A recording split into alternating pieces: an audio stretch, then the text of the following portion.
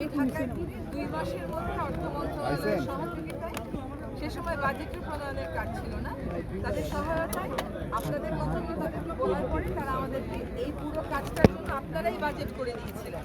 45 kilometre তারা আমাদেরকে টাকাটা দিয়েছে, অর্ধেক গত বছর দিয়েছি, 19.5 কিলোমিটার কাজ আমরা করে ফেলেছি, আরও 25 কিলোমিটার কাজ আমরা করব। এগুলো হচ্ছে আজকে যদি এখানে এই বাঁধের কাজটা না করতাম তাহলে স্কুলটা হয়তো এই বছর ভেঙে যেত।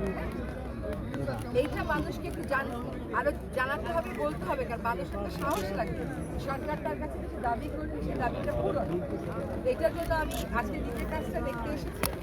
দ্বিতীয় কথা হচ্ছে স্থানীয় জনগণের কাছ থেকে স্থায়ী বাঁধের দাবি উঠেছে। আমাদের 1.5 বছরের সরকারের কাছে যদি আপনারা এত কিছু চান তাহলে কেমন করে করবো বলেন? যদি স্থায়ী বাঁধ হয়ও তো কাজ শুরু করে শেষ করতে তো 3 থেকে 5 বছর লাগবে। আপাতত বিপদটা কাটাবার জন্য আমরা এই কাজটুকু করেছি এবং সেখানে প্রত্যেকটা কাজের পর্যায়ে পর্যায়ে আমরা স্থানীয় মানুষকে সম্পৃক্ত করেছি, যাতে অনিয়মের যে অভিযোগ উঠতেই পারে তারা নিজে থেকে নিষ্পত্তি করতে পারে, অনিয়ম যাতে না হয়, ঠিকভাবে যেন কাজটা হয়। অন্য জায়গায় 2টা জায়গায় গেছে, সবখানে তারা বলছে কাজটা ঠিক মতন হয়েছে। এবার হচ্ছে তিস্তা মহাপরিকল্পনা। তিস্তা নদীটার আসলে গতি প্রকৃতিটা অনেকটাই আমাদের উপর নির্ভর করে না, নির্ভর করে উজানের দেশে। সরকারি পর্যায় থেকে তিস্তা চুক্তির ব্যাপারে কাজ করা হয়েছিল। আপনারা জানেন 2011 সাল থেকে ওই চুক্তিটা স্বাক্ষর করা এখনো যায়নি, তবে সেই প্রক্রিয়াও সেই কাজও চলমান আছে। পাশাপাশি তিস্তা যেহেতু আমাদের নদী, বসুন্ধরা ডায়াপেন্ট এখন আরো উন্নত। এই হট এয়ার থ্রো টপশিট দ্রুত শোষণ করে সোনামণিকে দেয় কোমল অনুভূতি। ভাটির দেশের জনগণ হিসাবে এই নদীর উপর তো আমাদেরও একটা অধিকার আছে, আমাদের জনগোষ্ঠীর জনপদ দেশের একটা অধিকার আছে।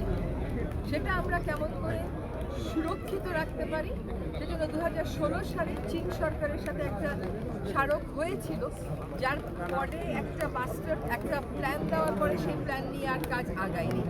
আমরা জনগণের দাবি শুনছিলাম যে তারা তিস্তাকে নিয়ে একটা মহাপরিকল্পনা চায়। আমরা সেই পরিকল্পনাটাকে মহাপরিকল্পনায় চীন সরকারের কথাবার্তা শুরু করেছি। আপনারা জানেন যে আমরা 5টা গণশুনানি এখানে করেছি, যাতে এটা কোনো সরকারি পরিকল্পনা না হয়, এটা জনগণের আশা আকাঙ্ক্ষার প্রতিফলন ঘটানোর একটা পরিকল্পনা হয়। সেই গণশুনানিতে ব্যাপক অংশগ্রহণ হয়েছে। মানুষরা যখন ওই পরিকল্পনা শুনেছে তার উপর নিজেদের মতামত দিয়েছে।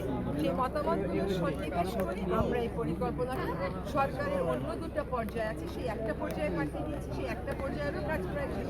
তারা এখন অন্য পর্যায়ে পাঠিয়ে দেবে। একই সাথে যে সংস্থা এই পরিকল্পনাটা করবে তারা আমাদেরকে একটা ডিজাইন দিবে। সেই ডিজাইন দিতে দিতে তাদের অক্টোবর মতন লেগে যাবে।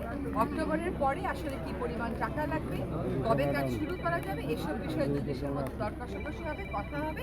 তারপরেই আমরা তিস্তা মহাপরিকল্পনার একটা চুক্তি আশা করি।